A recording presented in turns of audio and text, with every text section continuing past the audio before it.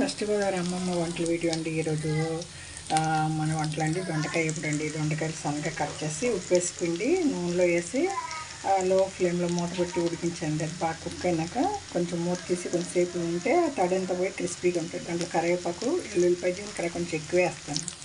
అది వేసినాక కొంచెంసేపు ఆగి కారం వేసి ఆపేస్తానండి. ఇది మా అమ్మాయి ఫేవరెట్, మా చిన్న అమ్మాయిది.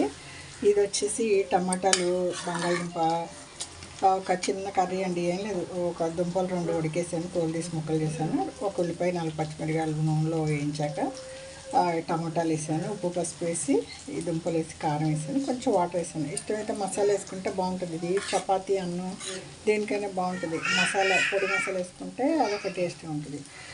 సరే అండి, ఇప్పుడు ఇంకా కరివేపాకు ఎక్కువ ఉంది. దాన్ని ఇప్పుడు మనం కవర్లో పెడతారండి కొంతమంది, డబ్బాలు వేసి. ఇప్పుడు ఫ్రిడ్జ్లో అయినప్పుడు దూసి డబ్బాలు వేసి మూత పెట్టేవాళ్ళండి ఒక బాటిల్లో. కొన్ని రోజులకి నల్లబడిపోయేది, నల్లగా వచ్చి బూజు వచ్చేసేది, మెత్తగా అయిపోయేది. తర్వాత వచ్చి డబ్బాలో ఒక బాక్స్లో పెట్టి టిష్యూ పేపర్ పెట్టి ఫ్రిడ్జ్లో పెడతాం. అదొక పద్ధతి అండి. అది కూడా కొన్ని రోజులు. కానీ మీరు ఎప్పుడు ఫ్రెష్గా ఉండాలంటే ఏం చేయాలంటే ఇలా మీరు ఒక బాటిల్లో 1/4 వాటర్ తీసుకుని దాంట్లో ఈ కాడలు మునిగేలాగా పెట్టి పైన కవర్ కంపల్సరీ కప్పారంటే మీకు 1 మంత్ నుంచి దానిపైన కూడా మీకు ఫ్రెష్గా ఉంటుందండి. ఈరోజు ఎలా ఉందో అలాగే ఉంటుంది. ఆ వాటర్ అప్పుడప్పుడు మార్చవచ్చు. ఇది నేను అప్పుడప్పుడు కొత్తిమీరకి చేస్తూ ఉంటా.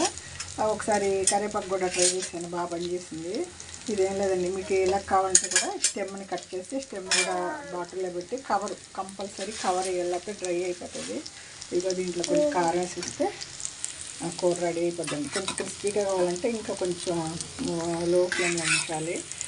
సరే తిని చూస్తే కుక్ అయిపోయింది. కొంచెం క్రిస్పీగా ఉండాలని కొంచెం వెయిట్ చేస్తున్నాం.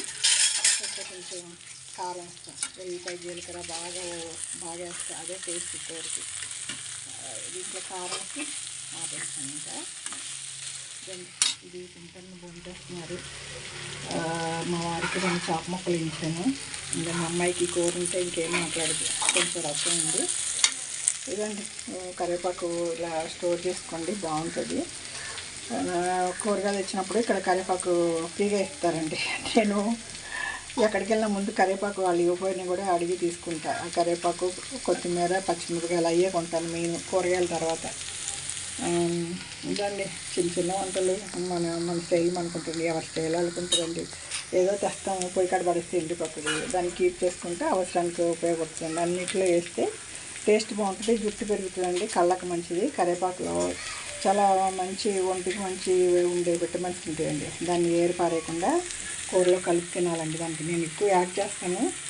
పొద్దుటే ఉసిరికాయలు, కరివేపాకు వేసి జీలకర్ర ఉప్పు వేసి మజ్జిగ పెరుగు వేసి మిక్స్ చేసి తాగుతా.